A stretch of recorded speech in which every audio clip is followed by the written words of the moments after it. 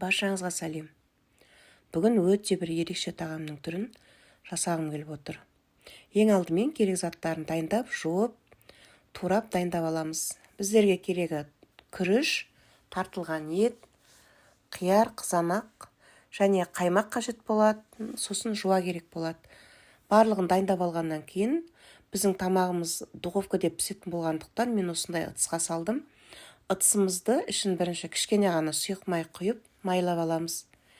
Одан кейін күрішін салып, үстіне жаңағы тартылған етімізді барлығын бір тегіс қылып жайып шығамыз. Одан кейін кішкене тұз қосамыз. Тұздан кейін жуасын салып,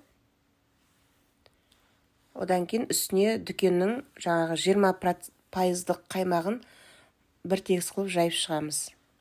Майонез қоссаңыздар да болады, бірақ біздерге осы қаймақ қосқан өте ұнайды.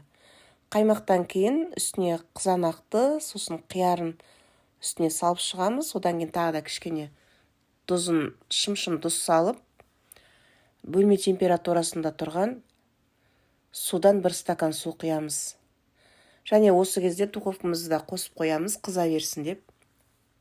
Барлығын дайындап, үстіне суын құйғаннан кейін ыдысымыздың бетіне фольга қағазын төсейміз. Фольга қағазын төсеп, одан кейін духовкаға саламыз. Духовкада бір 40-45 минутта піседі. Бір пісуге 5 минуттай қалғанда ыдысымызды алып, духовкадан үстіне жаңа үккіштен өткізілген сиырды қосамыз. Сиырын қосып, бетіндегі қағазын алып тастап, бір 5 минутқа тағы да салып аламыз духовкаға. Тамағымыз дайын болады. Сіздер де осы рецепт бойынша дайындап көрсеңіздер болады. Дәмі өте керемет. Мен бүгін бұл тамақты кешкі асқа дайындадым. Тамағымыз дайын. Енді кесіп, шетінен тарелкеге салып қоямыз. Ас болсын.